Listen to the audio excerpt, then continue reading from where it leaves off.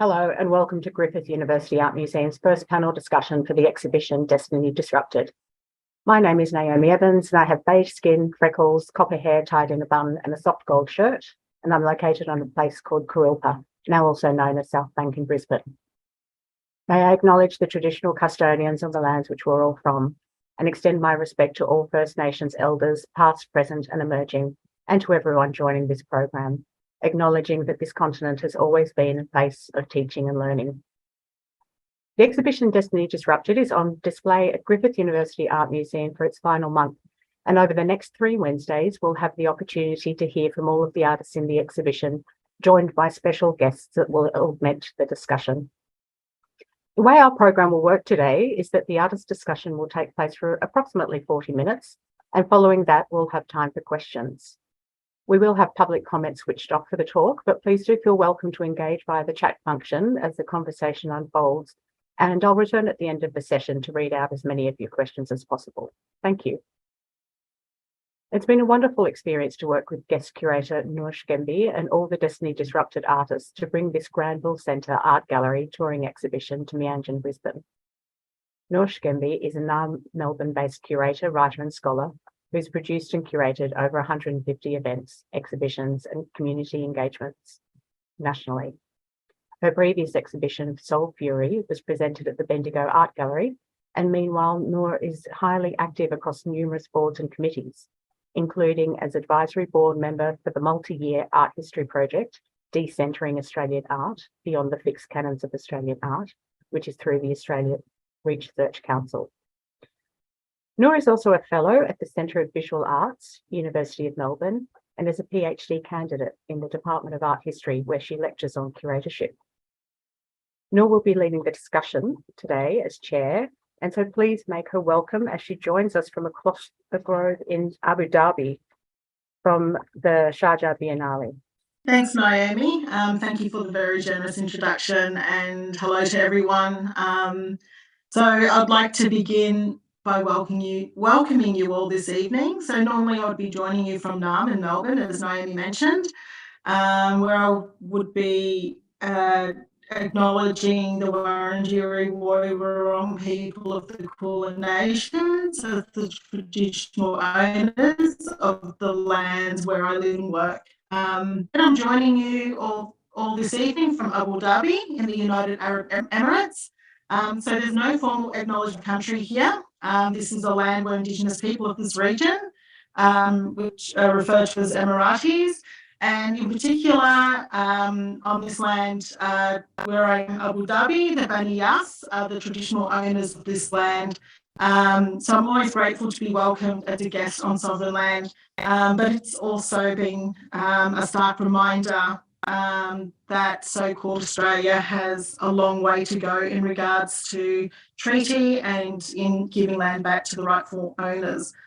So before we begin today's discussion, I'd like to thank Naomi and Dan and the team at Griffith University Art Museum for so generously hosting Destiny Disrupted and organising this excellent series of talks to encourage a deeper engagement with the exhibition themes and to explore these ideas more broadly through the work of the artists, who we're very fortunate to have as panellists today. It's always a great pleasure working in contemporary art because of the conversations that we have with artists and the insight that we are privileged with in speaking with artists. So tonight we are joined by 3 exhibiting artists, Abdullah, Khaled, Sabsabi and Nassiem, Valamanesh, who I now have the great pleasure of introducing. So just while I'm introducing the artists, I am going to just run a slide of, if I can get this controller out of the way. Sorry, it's a bit slow. Internet's a bit running a bit slow here. Of the exhibition, so it was originally curated at the Granville Centre Art Gallery in Granville, New South Wales, and has travelled to Griffith University Art Museum. And this is not beginning the transition. Of course, technical difficulties. Let me try again. Okay, here we go. So just while I'm introducing the artists, there are some images that you can see now on your screen. So Abdullah is an Australian multidisciplinary artist, a self-described outsider amongst outsiders with a post-9/11 mindset. His practice is primarily concerned with the experience of the other. Abdullah's projects have engaged with different marginalised minority communities, and he is particularly interested in the disjuncture between perception, projection of identity, and the reality of lived experience. Identifying as a Muslim and having both Malay, Indonesian, and convict settler Australian heritage, Abdullah occupies a precarious space in the political discourse that puts him at odds with popular definitions. He sees himself as an artist working in the peripheries of a peripheral city, in a peripheral country orbiting a world on the brink.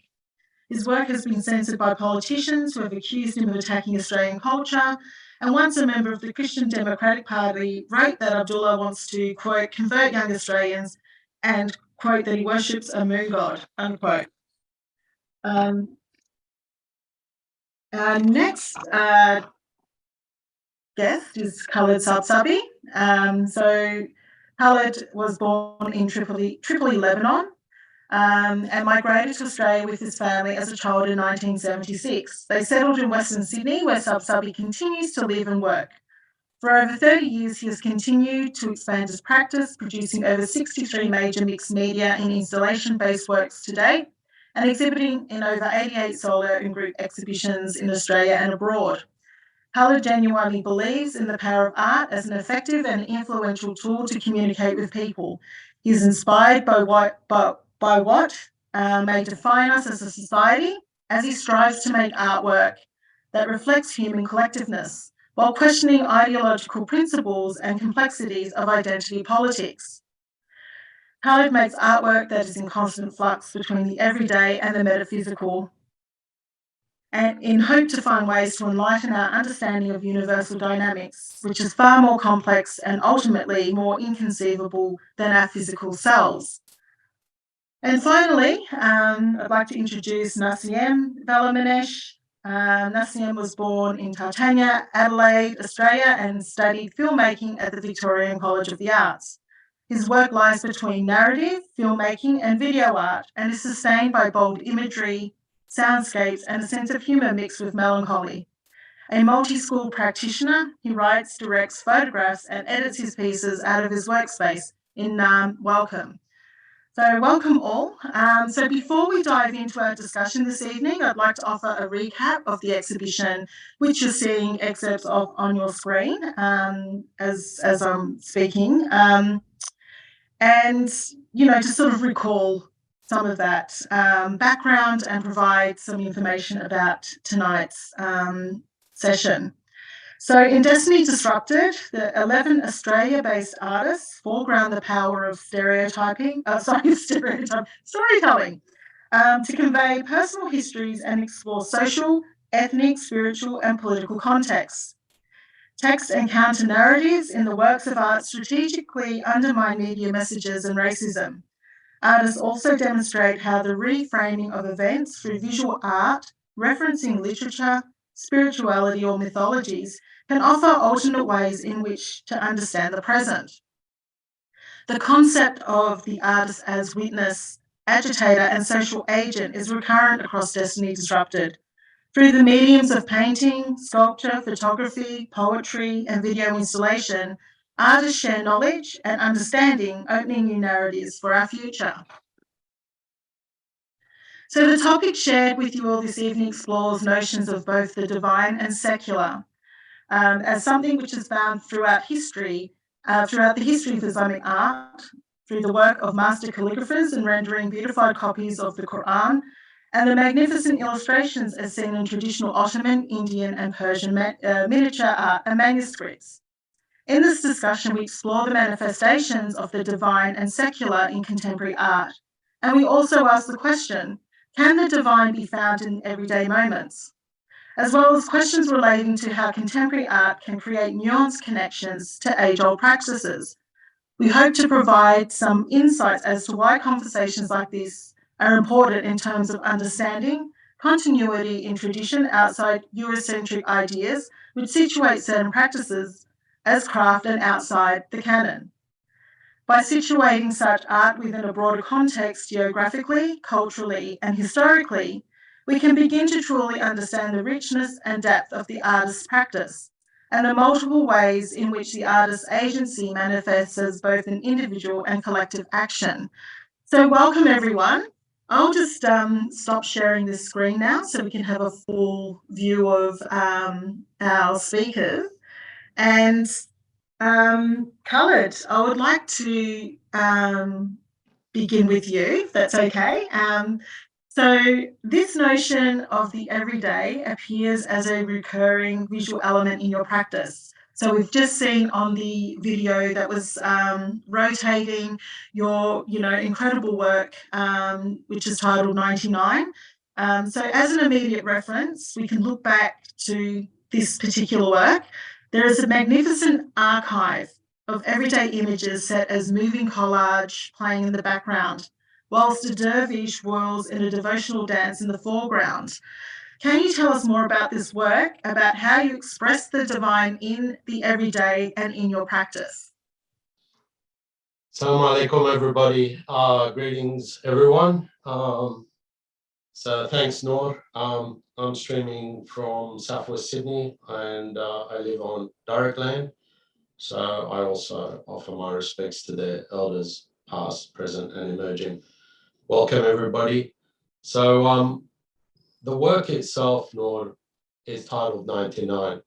So the title within the work already sort of manifests itself and leads itself to a far more complex idea. And it's an invitation for the viewer and also for me as the art maker. 99 refers to, obviously, for Muslims, it is known as the 99 most beautiful names of the divine and the creator, which is Allah subhanahu wa ta'ala. And those 99 names are associated with attributes, and each attribute within itself is a manifestation that contains the entire universe and beyond that. So that's as a starting the title. Now, the work itself, to give you a bit of context in terms of how the work and the practice sort of evolved for me. I always speak about that my work flows between the political and the spiritual. And what I mean by that, that to me, sort of makes sense in my thinking, and that allows the everyday to come into ideas of the universal and vice versa. So these are really critical things and important things. But to further that context, that particular work was made in 2010. And when we decided to show this work, we thought that'd be a great idea to show this work along with the object, the 98 object pieces. So initially the work was part of Edge of Elsewhere, which was a 3-year show at Campbelltown 4A. And I think I was part of the Sydney Festival at the time and Campbelltown Arts Centre. And I think there was one more partner, I can't remember.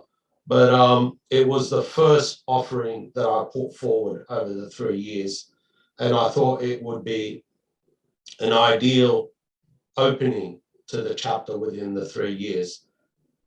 To go back a little bit further, I grew up here in Western Sydney, and I've always, worked within arts and cultural activity and activism or whatever that may mean. But in 2001, of course, the world changed, and I decided that I needed to go back to the Arab world. In 2002, I did, and I traveled the region for several years. I paused my MA at COFA at the time in 2001 to do this return. From this return, it really gave me another perspective and view and also broadened my ideas, especially within Tasawwuf. Tasawwuf is known or referred to in the West as Sufism. And I won't go into that because we don't have much time. So I'll go back to the work itself. So in 2002, I went to Aleppo and Syria. And that was a major thing as well because, you know, during the civil war, Syria occupied Lebanon and there was a lot of atrocities caused in the north and family members. Although we are from Syria, pre-mandate French and English to divide the region and to create Lebanon, you know, we lost a lot of family members. So I already, going back to Syria or going to Syria was a real difficult thing. And I could sense that it's really, although some things need to be simplified to be understood, and specifically for me, I felt that it's really not the Syrian people, it's the Syrian leadership that is at fault. And it is always the leadership that is at fault, and it's never the people. So I came to this conclusion.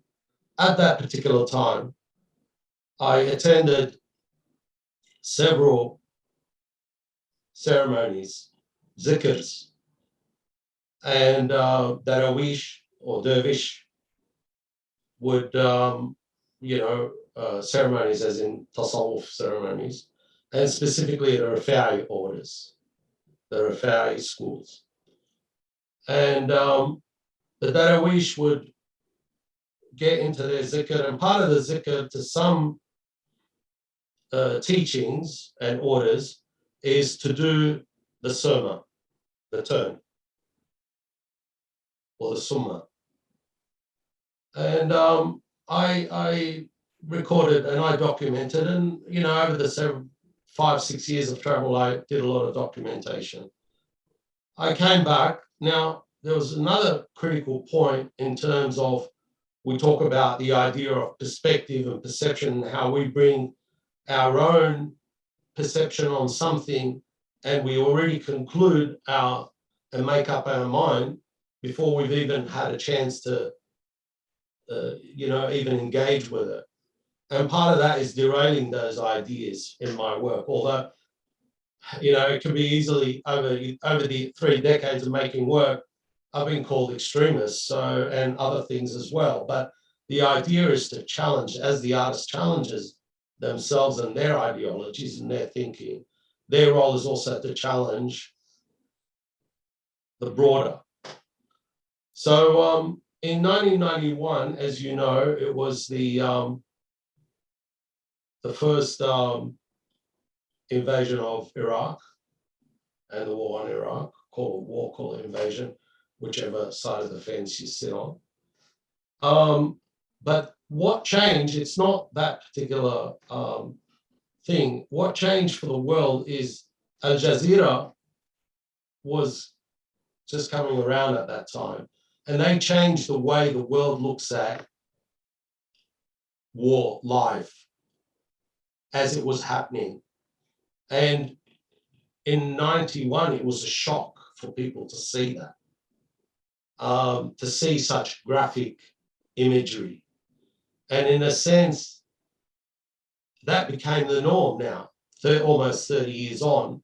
Now we look at these images and, you know, to me, they are images of hate and violence. But they've become normalized. We've become normalized to this violence in a sense. And we've become numb. So 99 itself, the work is made up of 99 video monitors which run for 99 seconds each. And it is a perfect revolution. What I mean by that is that the revolution of the Darawish, it's a full turn, but it's only 1 second.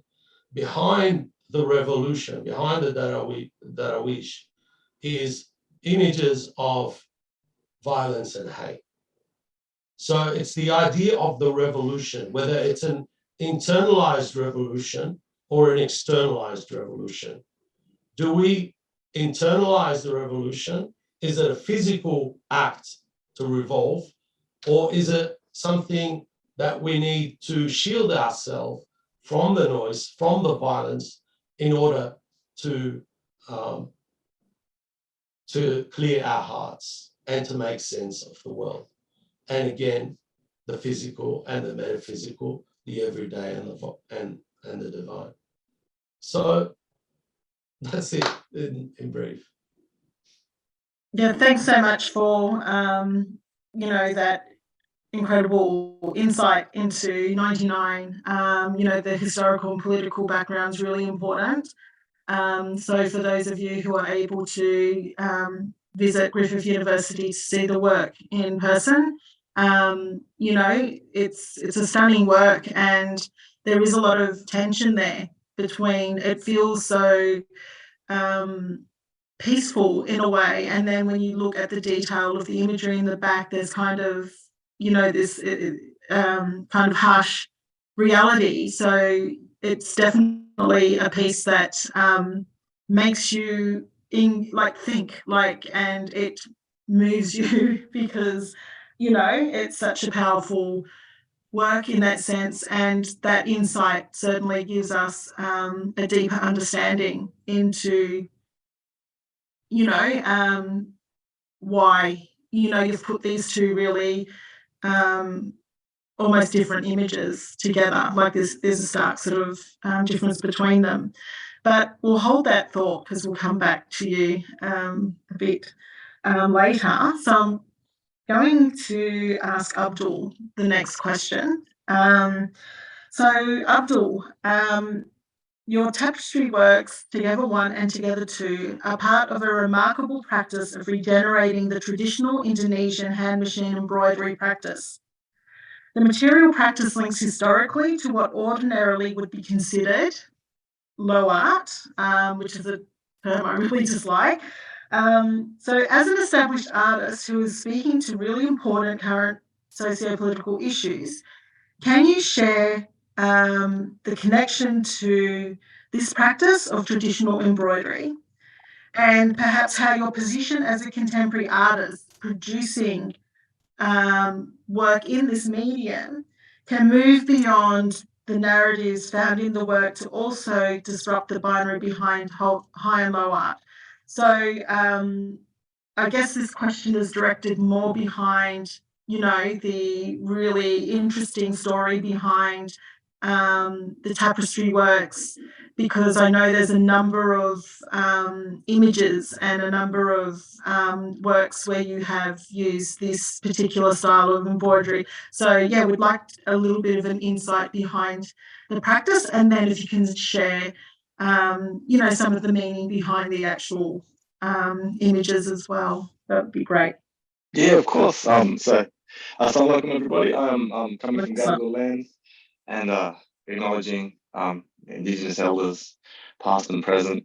And the works Together 1 and Together 2, so they were made with DGTMB Studios in Yogyakarta in Indonesia, and that's using a machine embroidery process, so like a sewing machine process that was developed by an artist called Eko Nugroho, who's also from Jogja, is an amazing artist who, his kampung, his village used to produce patches for uniforms and things like that. And then with digital embroidery, they kind of put out a business, and then he's developed or evolved that technique or developed that technique into producing large scale artwork. So it's been a real privilege to get permission to work with his team to produce these works.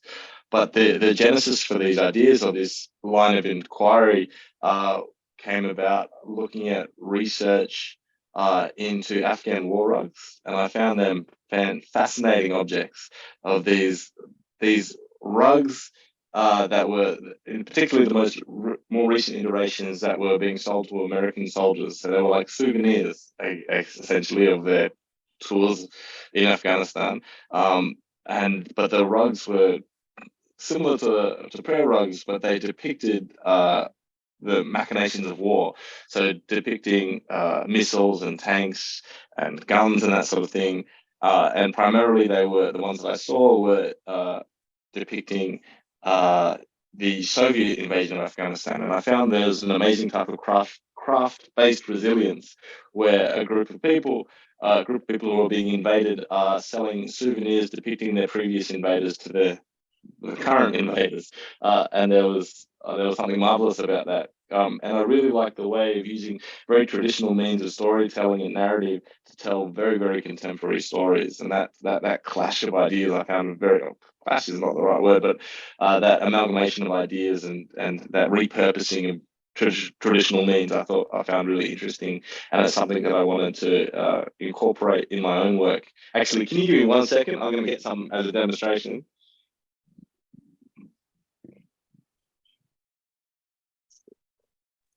We love this ad-libbing, Abdul.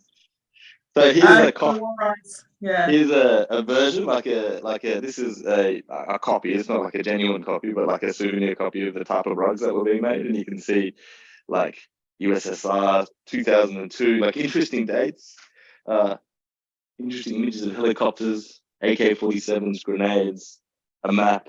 Yeah, really fascinating objects. And then with the works, so that's what got me very interested in that means of storytelling.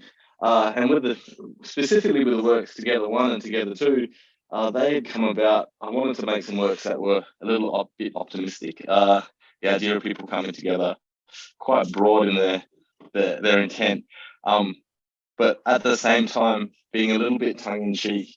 In that, what I was doing was repurposing stock footage. So the hands coming together are in fact sport stock images that you would expect to see in a business website or something like that. The whole image is actually people in business suits putting their hands together and shaking hands over a deal.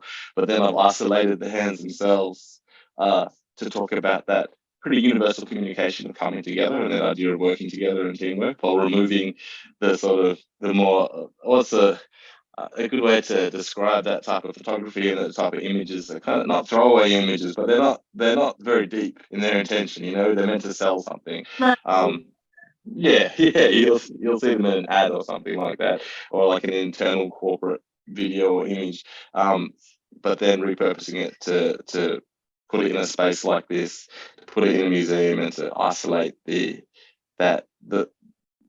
crux of that communication.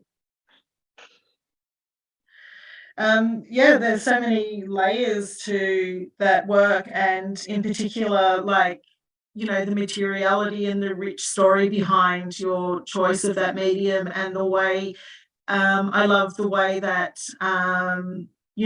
artists like yourself and other artists working across what would traditionally be seen as crafts is really sort of challenging that so-called binary between like craft and fine art. And creating a real sort of bridge. And it's kind of, again, that idea of something that is seen as, I guess, high art or important, and then with the everyday. So it's again like honoring the everyday, which is really an interesting turn for, I think, contemporary art at this point in time. But thank you so much for sharing that. We'll move on to Nassiem. I'm mindful of the time now. We'll be going to questions shortly. But before we ask your question, Nassiem, Dan, I was wondering if you could please share an excerpt of Hussein and Nassiem Valamanesh's work, What Goes Around.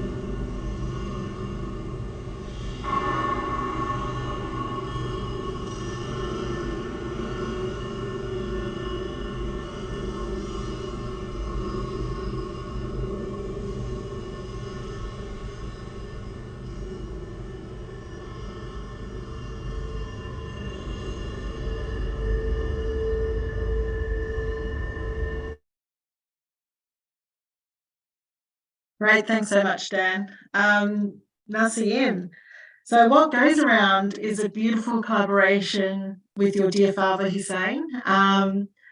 There are so many elements of your work which seem to poetically engage with the divine through a universal sensibility of material elements.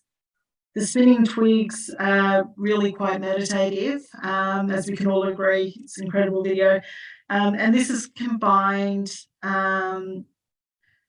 by a subtle and mesmerizing soundscape which accompanies the video. Can you share with us which elements of this work connect to tradition, or what you would see as tradition? Yeah. Well, okay, first of all, thanks for having me.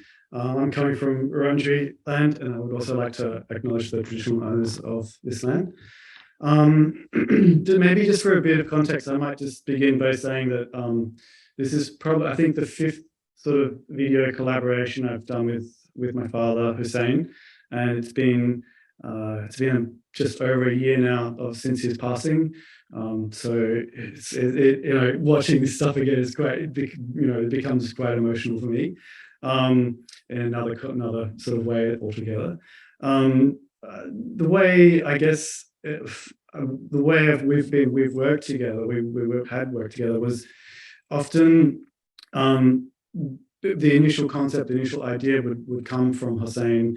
In this particular case, it was an object that he had made, and this bundle of sticks, and we together we would then work on how we're going to use video to sort of represent this, and how can we make this beautiful thing kind of come alive and be engaging for a viewer, and keep people kind of on a journey of movement and sound and light.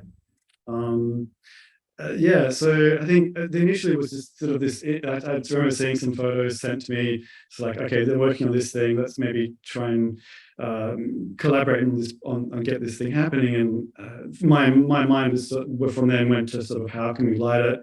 How do we, what could this be? Is this like one shot, or is it multiple shots?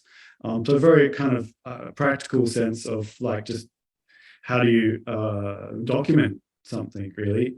And then, yeah, I should also say that this was kind of made during the period of COVID lockdowns in Melbourne. And I mean, my father was working in Adelaide, so it was less intense there, but we were doing a lot of stuff via online communication. And eventually, in between the lockdowns, I managed to get to South Australia to film this object. Yeah, it's interesting how it is also, there is a bit of a, I mean, that for me, that work is intertwined with that period of COVID and that period of sort of, yeah, just a germ floating around, being everywhere. And afterwards, looking at it, now, once it was finally sort of photographed, I was like, my God, I mean, this thing does look like this cellular image of the virus that we've been looking at for ages, and I hadn't really even kind of thought of it, to think of it as connected to that. I guess, and from traditional perspectives, I mean, I can't really speak too much for my father's work. There's lots about him. I think natural materials and connecting with land and connecting with space and connecting with objects around him was really fundamental to what he was doing. So looking for, I don't know, ways to turn the everyday into something kind of amazing, and and have some sort of connection with it. Yeah, I guess from my point of view, tradition is, I when it comes to video and making work, there is huge amounts of tradition from different places, Hollywood and from other places, that kind of like get inbuilt and get put into our minds regardless of whether we are trying to do it or not. And for instance, the idea of lighting is something that is, there are quite strict sort of or traditional ways of lighting certain things and going about that, just beginning that process. So I think subconsciously those things are in my mind, but often it's just a matter of practicality of like what works on the day for some of that stuff as well. Yeah, I don't know. Maybe in terms of the sound, maybe just to point out as well that like the soundscape was something that we both we didn't really have much of an idea of where it was kind of how it's going to form and take a shape. We knew the visuals, they came and fell into place quite quickly, but the sound was something that was pretty difficult to sort of, I think, get. We tried, you know, first just maybe different types of music and different kind of, you know, instruments and things, and nothing seemed to sort of work with the images that we'd sort of made. And then at one point I decided just to record Hussein just working in the studio, make some sounds just of him doing object, like sawing bits of wood, grinding things, pulling things apart, and just distort that into something that became quite ominous, but also sort of fits with the nature of the object grinding and slowly turning, and this ambient sort of thing of it being in darkness, and this sort of idea of an echo and sort of reverby sort of stuff seemed to kind of just naturally kind of merge together and fit with the imagery. Yeah. I heard you played the sitar. Is that correct? Hussein did. I mean, he was forever trying to learn that instrument. Yeah.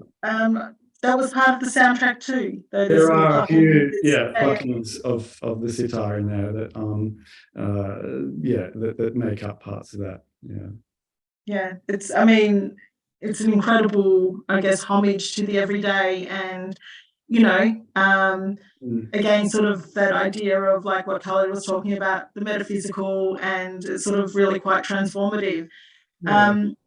So I feel like we've got, how long, Naomi, how are we going for time with questions? Am I able to kind of just put a question out to the group? Yeah, absolutely not. Yeah. Okay.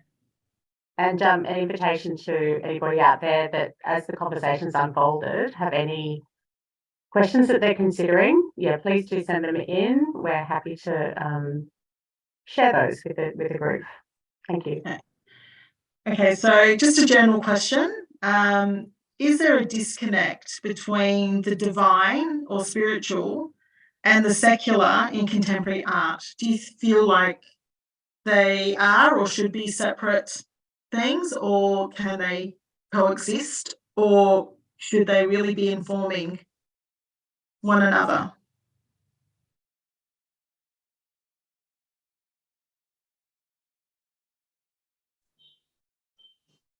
If I may, no. I feel that's a really complex question, and it's one that is so difficult because, as we know, art and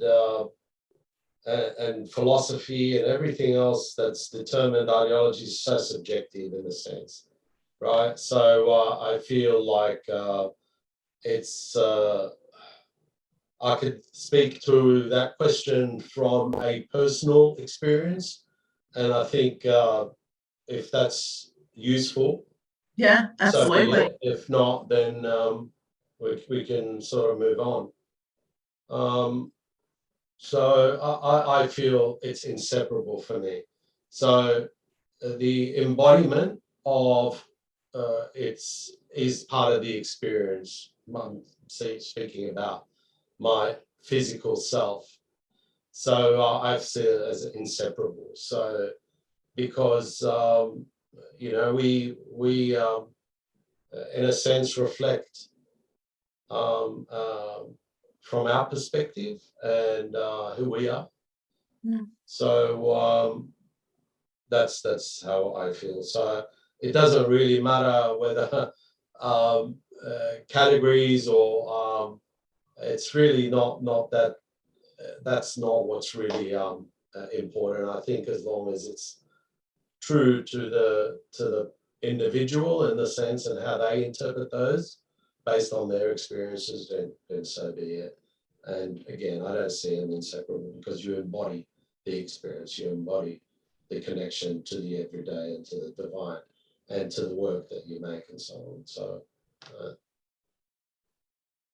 you feel like there needs to be more conversations around that, or like the way in which, you know, art historians or curators engage with and write about contemporary art and artists' works, because it's not really something that is, as you say, discussed, or even if it's an intention of the artist, it's not necessarily something that's foregrounded in documentation. Do you feel like, you know, like the other side, the flip side of art, the art scene or arts sector needs to catch up with what artists are doing? if Abdul or Nassiem would like, please. Oh, it's hard. Like I'd say that I've had plenty of spiritual experiences in art galleries and seeing other people's art. I feel like that. There's been plenty of moments like that. I don't really have those same experiences with my work. It feels, once the idea's had and the production, it feels quite mechanical. Sounds quite the wrong word, but it's there. So much of the production is just making something for me. But I remember I got criticised on a panel once years ago at UWA from an older Pakistani artist who said that I might get the phrase wrong, so please correct me, but like there wasn't enough dawa in my practice, like the idea of promoting Islam or promoting the beauty of Islam is the way that he put it, or talked about the beauty of Islam, and it kind of never occurred to me, and it doesn't come up so much in my practice. I think my intention or the type of persuasion that I'm trying to do in my practice is a bit different. There's a political persuasion, which I'm looking at, but it's not, I wouldn't describe my own practice as specifically spiritual. Maybe people have spiritual experiences with it, but yeah, I wouldn't put that in my bio. Yeah, that's right. Nassiem. Yeah, I guess. Well, neither myself or my father would have sort of identified as Muslim, but I think he was a deeply spiritual man, and I feel like I am in a way as well. When you're asking about the divine, and it's something that has it does. Okay, I can see it in all sorts of different places, and not just art, but also when I look at sort of landscapes, or if I go to go for a walk and see something kind of that is, I don't know, it pops up in the most unusual places for me. That idea of like connecting with something that's bigger than your own individual self, or something making you think that what is this life that we have on this time on this planet, and how vast and how big the whole universe is around us. It does, yeah. I feel I have a spiritual connection to things, but I don't know. In terms of your question about sort of the other part of the question, which was about whether art are people maybe kind of turning away from it or not turning into it. I guess I'm thinking maybe there is just, organized religion is something that people in general are potentially sort of shifting away from, people finding their own versions of that in their own lives, but maybe not wanting to be identified with certain kind of, being Christian or being Catholic as well. Yeah. Yeah. So, I mean, yeah, there's definitely like a, I guess, subjective, as Khaled had mentioned earlier, and personal entry point into the spiritual and the everyday. But it's just like an interesting thing that you'll often hear arguments against this in contemporary art per se. It'll be sort of like divvied off into another area of I don't know, I'll refer to it as perennial philosophy or something along those lines.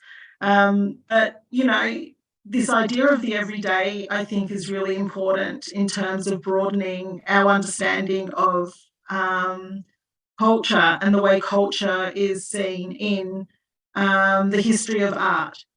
I think that's a big shift and a big moment in contemporary art where artists are, as sort of Abdul has said before, like his work is political, social, you know, you're making these commentaries.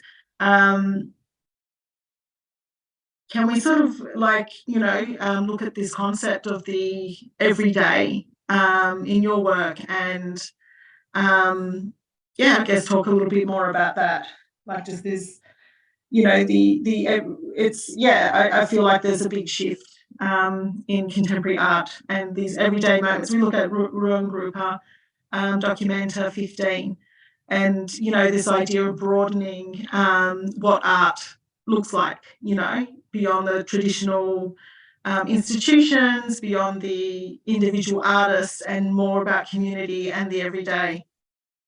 Does anyone have any thoughts on that? I might go again. It's a very big conversation in such a short time. Look, I think just backtrack a little bit, Nor. I think, you know, the idea that is something that is grander than what we are, that sort of universal question has always puzzled us since the dawn of time in terms of who we are and what we are. And it's always been the keystone and the inspiration for philosophy and also for the expressive notion, whatever that may be.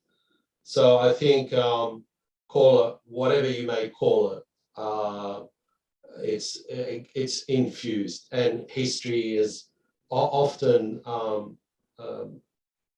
echoed that and keeps repeating those ideas. The thing is, before we get on to the everyday, it's also, we have to come to grips in terms of what we consider as the art world is far bigger than what we think it is in terms from the Western view. And when I talk about Western, I don't want to talk about East or West or North or South, but in terms of what we in you know, curatorial and in art schools believe to be, this is art, this is not art. But we dismiss a whole segment of history and cultures and traditions that have essentially, you know, contributed to where we are here today. And also within that, they have their own means of language and storytelling and language. And I'm speaking about the expressive language and the visual language as well. And in terms, so that's something we have to also unpack within ourselves when we're asking these questions as well. The everyday, very quickly, you know, I feel that, again, from a tasawwuf sort of idea, that within the universal is within the everyday, within everything. So we talk about that, and we know this scholarship that, you know, rocks essentially, you know, praise the divine, you know, and that's something we believe. Everything, dirt, you know, it's all interconnected, and that's of course tasawwuf and Islamic ideas and philosophy, and it's broader than Muslims. It's universal again. So yeah, Nord, I think the everyday is part of the universal, and the universal is part of the everyday. That's how I see it. So I did it. I started talking without mute. That's like, yeah, really profound and a great way of, or you've condensed that down really well and explained this idea between the everyday and the divine. Do we have any questions from the audience? Yeah, we do actually. So, and a great point to get in there. We have a question from Sarah. She's saying, what advice do you have to my Year 12 students from an Australian international Islamic college who all want to make work either about their culture, their beliefs, or about politically charged issues like how Israel bombed Syria recently while people were already dying from earthquake? Abdul, I know you've done a lot of work in high schools. How do you, and what do you say to these kids that have these really big questions about, you know, these really like complex ideas around identity, politics, and, you know, really some pretty intense things that are happening right now? How do you speak to them about that? Yeah, that's a big question. It's a hard one, especially for kids who are getting their heads. Sounds a little bit not like, you know, students who are getting their heads around these really big ideas and want to express themselves. Like, honestly, the honest advice that I give when I'm in high schools, especially for Year 12 students, it's a bit different when they're at university or a bit out of there. But I want them to express themselves, to be passionate about their practice and do something really good. But I want them also to be outcome focused and to use this opportunity to make something they really like, but also use it as a stepping stone to do the next thing where they can make impact. Because as cynical as it sounds, nothing you do in high school matters the moment you leave. Like, nothing you do while you start doing your undergrad matters so much the moment you leave. So it's preparation for the next thing. So for Year 12s in particular, I'm like, get that good mark, to get you into uni or whatever you want to study next, and then you can start really getting into things. That's not to dissuade anyone from exploring these things, but also understanding the audience, what the purpose of the work is going to be for. Like, if you're Year 12, it's going to be in a Year 12 exhibition. You're not going to necessarily be persuading a larger audience. It's going to be in front of some marker from some other school who has all their own biases, and you don't want it to mess up your opportunity to study at university or something. Yeah, I don't know. It's really hard. It depends on the individual and their capacity. But yeah, that. Year 12 is just about getting a mark, right? Am I wrong? I don't know. Maybe I don't know. I did a self-portrait of myself in a mullet in 2003 in Year 12. Yeah, I don't know. Yeah, that's great. Naomi, do we have any? Thanks so much, Abdul. Naomi, do we have any other questions on hand? No, we could have one last question from you, but otherwise. Okay, well, we'll just finish on a question for each of you to answer. So, what artists, trends, or movements do you see in your own field at the moment that really excite you?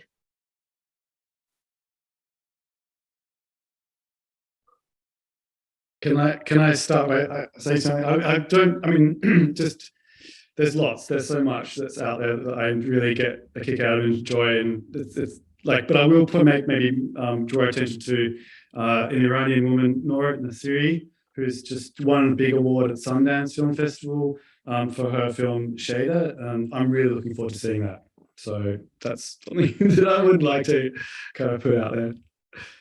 Fantastic. Abdul.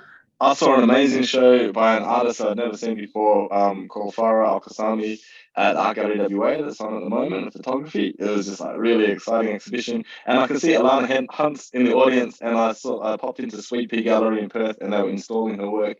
And Alana, your work was looking awesome. So yeah, that opens in Perth very soon, or it's opened already. And then Richard Bell's got a show at the Tate Modern in London later this year, which is just awesome, super exciting. Thanks so much, Khaled. What excites me, I mean, you know, I'm an old sort of lizard. I've been playing this game quite a while, but what excites me is that I see borders are getting thinner. And what I mean by that, I'm seeing more accessible reach of artists from regions and places that we don't we haven't seen before. And that's, of course, to the great work of the fringe biennales and that have done, decades of work in that. And where you are now, Sharjah, years ago, was pretty much one of the first to put a focus on, Arab and also African, showing those artists from that particular place. And, the so-called challenging and difficult artists, and that voice is, and I did say so-called, but that voice is becoming part of the mainstream. And that's the most exciting thing for me. Borders are getting thinner.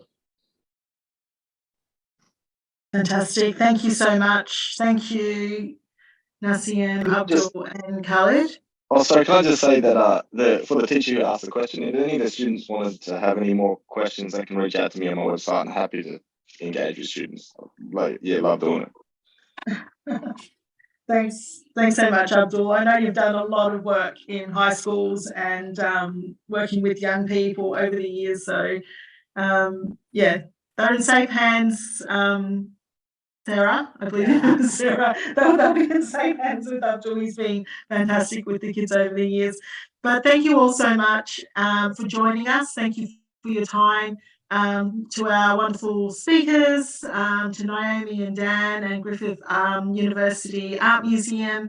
Thank you all for joining us.